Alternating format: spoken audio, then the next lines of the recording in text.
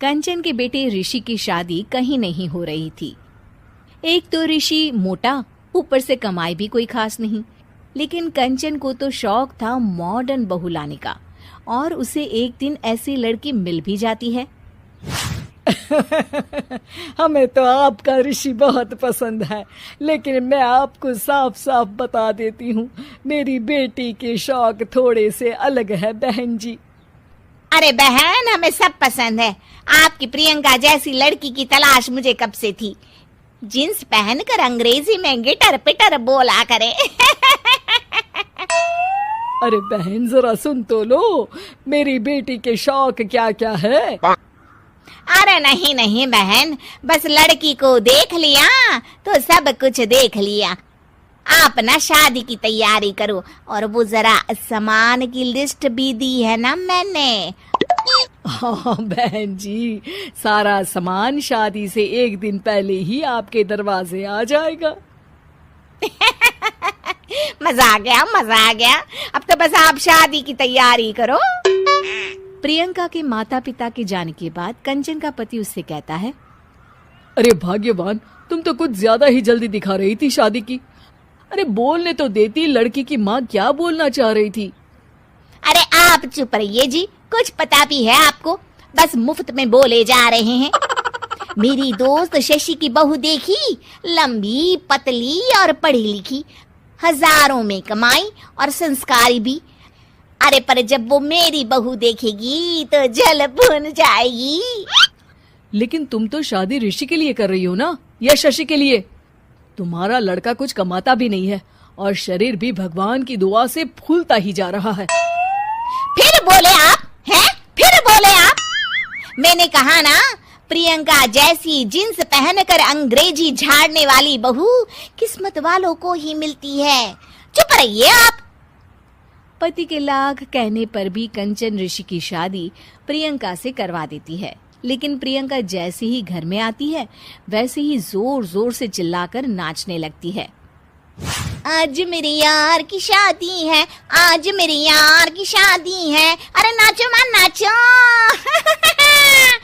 आज मेरे यार की शादी है। कंचन, उसका पति और ऋषि ये देखकर हैरान रह जाते हैं। लग रहा है बहू को शादी की बड़ी खुशी है। हाँ हाँ, बहू क्यों नहीं, हम भी नाचेंगे। अरे नाचो नाचो जी, मुंह क्या देख रहे हो, चलो चलो नाचो, बहू कह रही है। कंचन ये कहकर प्रियंका के साथ नाचने लगती है। ऋषि और उसके पिता वहां से चले जाते हैं। अगले दिन कंचन अपनी सहेलियों को प्रियंका से मिलवाने के लिए घर बुलाती है, जहाँ शशि भी आती है। अरे शशि, कैसी हो? मैं ना तुम्हें प्रियंका से मिलवाती हूँ। अरे सच में बहुत ही एडवांस सोच की लड़की है। कितने मॉडर्न ख्यालात है उसके, पता है तुम्हें? अरे हाँ कंचन, जरूर। बच्चों की शादी अच्छी ही होनी चाहिए, और वैसे भी तुझे तो शुरू से ही ऊंचे ख्याल की बहू चाहिए थी।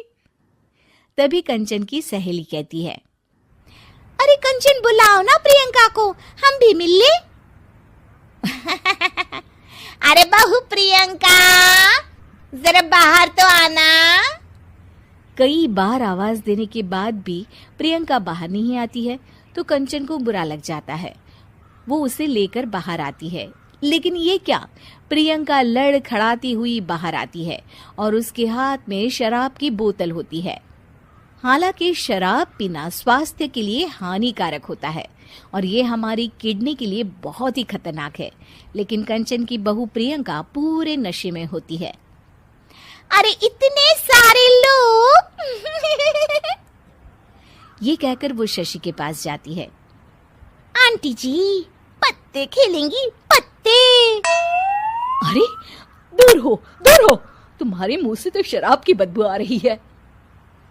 अरे कंचन, माना तुम्हें मॉडर्न बहू चाहिए, लेकिन आधुनिकता का मतलब ये तो नहीं ना।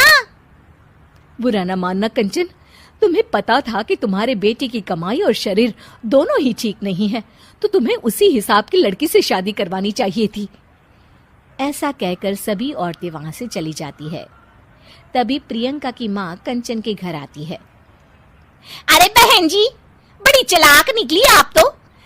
बिना बताए अपनी पियक्कड़ बेटी मेरे लायक बेटे के गले में बांध दी। आय हाय, बड़ी आई बिना बताए।